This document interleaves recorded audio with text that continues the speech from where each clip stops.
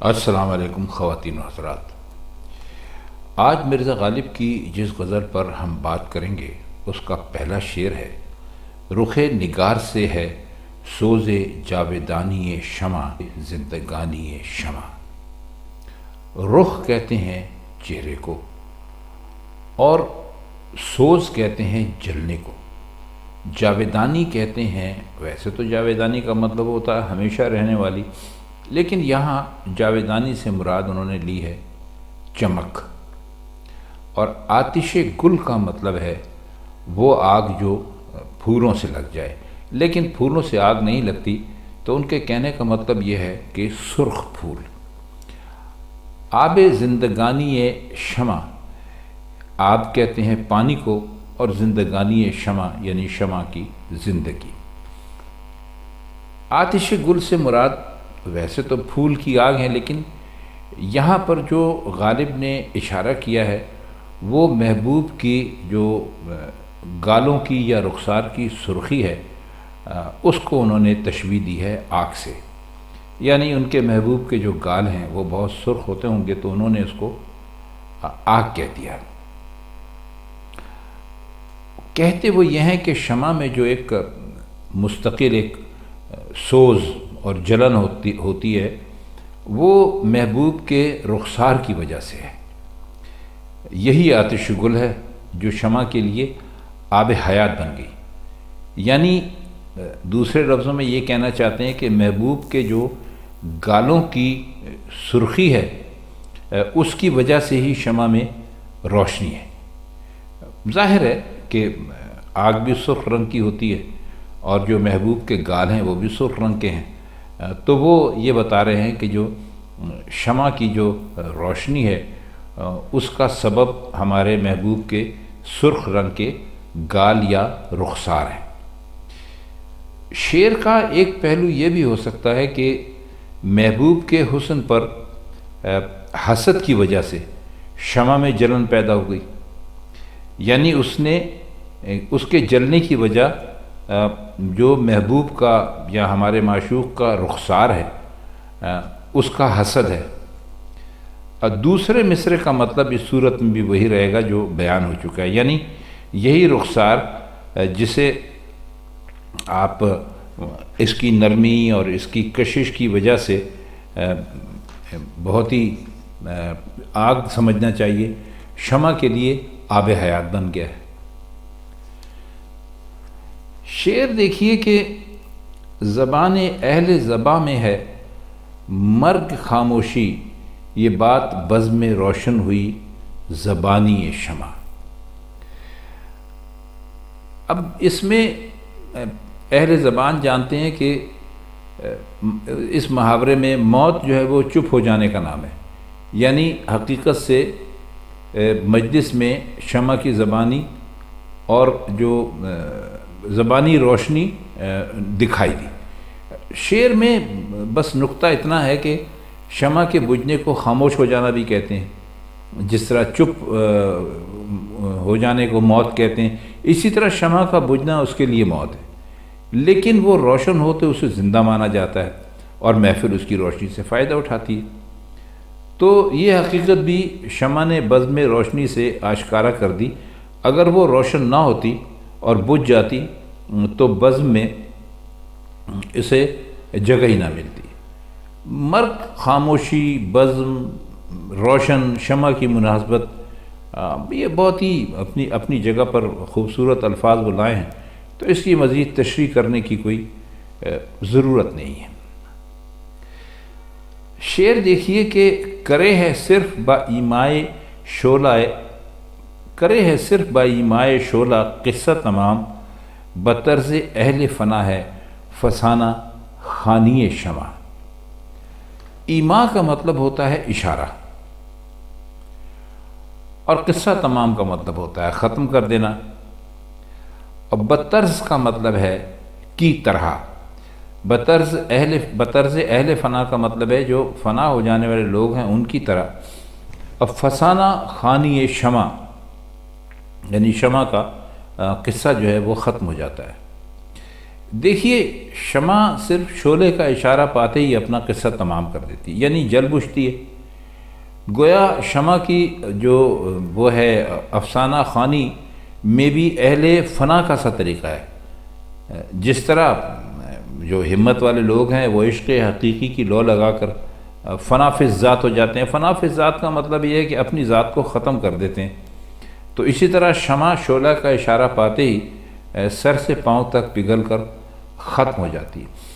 اب اس میں جو فسانہ خوانی ہے، یوں تو فسانہ خوانی کا مطلب ہوتا ہے کہانی کہنا یا قصہ کہنا، تو اس کو آپ ایک اس طرح سے بھی لے سکتے ہیں کہ اگلے وقتوں میں یہ دستور تھا کہ شمع کی محفل ہوتی تھی، یعنی شمع جل رہی ہوتی تھی محفل میں، اور ایک کہانی کہنے والا بیٹھا ہوتا تھا اور لوگ اس کے ارد گرد بیٹھے ہوتے تھے، اور وہ جب تک اس کی کہانی اس وقت تک چلتی رہتی تھی جب تک کہ شمع بجھ نہیں جاتی تھی، یعنی ایک طریقے سے رات بھر یا آدھی رات سے بھی کچھ زیادہ حصے تک وہ اپنا قصہ کہتا رہتا تھا اور لوگ اس سے سنتے رہتے تھے۔ جیسے داستان جو گو ہوتے تھے ان کا جو دستور تھا، تو اس سے اشارتاً یہ بات بھی غالب نے اس سے ملا کر ہی کہی ہے، تو انہوں نے اس کو شمع کی افسانہ خوانی قرار دے دیا کہ بھئی بس اتنا ہی اس کا قصہ ہوتا ہے، جیسے کہ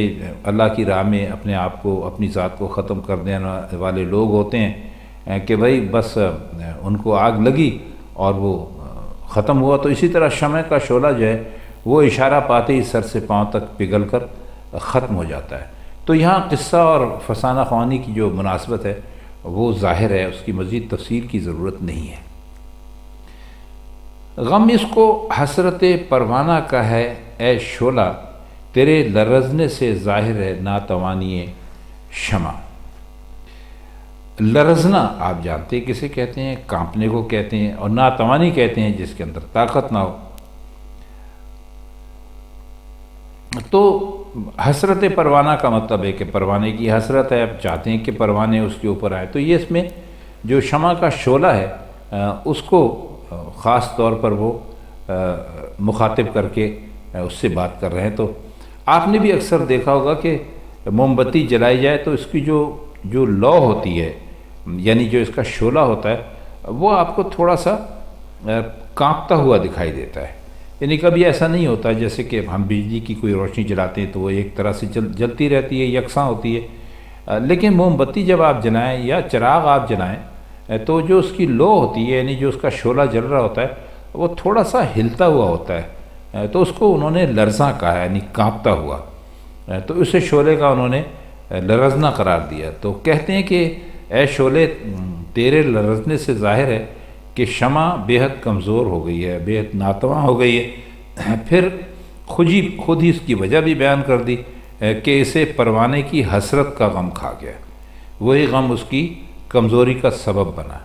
یعنی یوں کہیے کہ انہوں نے دکھایا ہے کہ شمع اور پروانہ جو ہے ان کا عشق ہے، اور یہ کہ اگر کوئی ایسی شمع جل رہی ہو کہ جس پر پروانے نہ آتے ہوں تو ظاہر ہے کہ اسے وہ کانپ رہی ہے، وہ لرز رہی ہے اس خوف کی وجہ سے، اس کی حسرت کی وجہ سے، اور وہ اس کے عشق میں، اس کے انتظار میں بہت کمزور ہو گئی ہے، اور وہی غم جو ہے وہ اس کی کمزوری کا باعث بنا ہے۔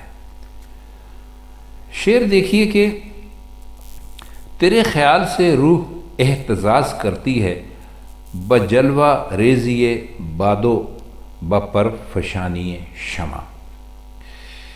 احتزاز کا مطلب ہوتا ہے، ویسے تو اس کے معنی یہ ہوتے ہیں ہلنا یا جنبش کرنا یا حرکت کرنا، تو اور چونکہ جب انسان عیش اور نشاط کے عالم میں ہوتا ہے تو جسم کے اندر بھی اس کے ایک خاص چستی اور حرکت پیدا ہوتی ہے، اس لیے یہ لفظ سرور اور نشاط کے معنی میں بھی استعمال کر سکتے ہیں۔ اور جلوہ ریزی بات کا مطلب ہے ہوا کا جلوہ دکھانا، یعنی سادہ لفظوں میں آپ ہوا کا چلنا اس کو کہہ سکتے ہیں۔ اور پرفشانی شمع کا مطلب ہے شمع کا پھڑپھڑانا، یعنی جھلملانا۔ تو آپ نے شمع کا پھڑپھڑانا بھی دیکھا ہے اور اس کا وہ بھی دیکھا ہے، جھلملانا بھی دیکھا ہے۔ تو وہ مخاطب اپنے محبوب سے ہیں، تو کہتے ہیں کہ اے میرے محبوب، تیرے خیال سے روح میں اسی طرح جنبش اور حرکت پیدا ہوتی ہے جس طرح ہوا کے چلنے سے شمع جھلملانے لگتی ہے۔ دوسرے مصرے میں ہوا کے چلنے اور شمع کے جھلملانے کو یعنی اس طرح کہا کہ اگر آپ کو فارسی کی کچھ شدبد ہے تو آپ اس کو سمجھ جائیں گے، اس کو یعنی قسمیہ انداز میں کہا، یعنی دونوں کے ساتھ فارسی کا با قسمیہ لگایا ہے۔ مطلب یہ ہوا کہ یقیناً تیرے خیال سے روح رقص کرنے لگتی ہے اور اس کے لیے ہم ہوا کے چلنے اور شمع کے جھلملانے کی قسم کھاتے ہیں۔ مطلب بہرحال وہی ہے جو اس سے پہلے ہم بیان کر چکے ہیں۔ آئیے اگلا شعر دیکھیے۔ نشاط داغ غم عشق کی بہار نہ پوچھ، شگفتگی ہے شہید گل خزانی شمع۔ اس میں گل خزانی کا مطلب ہوتا ہے وہ پھول جس پر خزاں نے اثر کیا ہو، یعنی ظاہر ہے کہ خزاں جس پھول پر اثر کرتی ہے تو وہ مرجھا جاتا ہے۔ اور نشاط داغ غم عشق کی بہار نہ پوچھ، یعنی نشاط کہتے ہیں عیش و عشرت کرنے کو، اور داغ غم عشق کا مطلب ہے عشق کا داغ۔ یہ تو بہت صاف ہے، آپ سمجھ گئے ہوں گے۔ تو کہہ یہ رہے ہیں کہ جو غم عشق کے داغ سے ہمیں جو سرور حاصل ہوتا ہے، جو مزہ حاصل ہوتا ہے، جو نشاط حاصل ہوتی ہے، اس کی بہار کے بارے میں کچھ مت پوچھ۔ یہ سمجھ لے کہ شمع کے خزاں دیدہ یعنی افسردہ اور پژمردہ پھول پر شگفتگی قربان ہو رہی ہے۔ اب شمع کا خزاں دیدہ پھول کیا ہوتا ہے؟ وہ ایسا ہوتا ہے کہ اس کے جلنے سے، جو اس کے جلنے سے پیدا ہوتا ہے، تو اسے داغ غم عشق سے انہوں نے تشبیہ دی ہے، اور بہار نشاط کے لیے شیفتگی کا شگفتگی کا لفظ لے کر آئے۔ اس کا آخری شعر ہے، جلے ہے دیکھ کے بالی نے یار پر مجھ کو، نہ کیوں ہو دل پر میرے داغ بدگمانی شمع۔ بالین کا مطلب ہم آپ کو پہلے بھی بتا چکے ہیں، بالین یا بالی یہ کہتے ہیں سرہانے کو، یعنی آپ اگر کوئی آدمی لیٹا ہوا ہو تو جس طرف اس کا سر ہوتا ہے اس کو بالی کہتے ہیں۔ تو مطلب اس کا بہت مختصر سا ہے کہ شمع مجھے محبوب کے سرانے دیکھ کر حسد سے جل رہی ہے، یعنی وہ مجھے اپنا رقیب سمجھ رہی ہے، اور اس کی اس بدگمانی کا داغ میرے دل سے مٹ نہیں سکتا۔ مطلب یہ کہ میں شمع اگر مجھے اپنا رقیب سمجھ رہی ہے تو میں اب کیا کر سکتا ہوں؟ بس مجھے دیکھ کر یہ جو یار کے سرہانے پر میں کھڑا ہوں اور شمع بھی وہیں جل رہی ہے، تو پھر میرے دل پر جو اس کی بدگمانی کا داغ ہے وہ ہمیشہ باقی رہے گا۔ تو خواتین حضرات، یہ تھی مرزا غالب کی آج کی غزل اور اس کے کچھ مشکل الفاظ کی معنی اور اشعار کی تشریح جو ہم نے آپ کی خدمت میں پیش کی۔ اگر آپ کو یہ غزلیں اور ان کی تشریح اچھی لگتی ہو تو ہمارے چینل کو لائک اور سبسکرائب کر دیں۔ تو پھر آپ سے ملاقات ہوئی تھی کسی اور محفل میں غالب کی کسی اور غزل کے ساتھ۔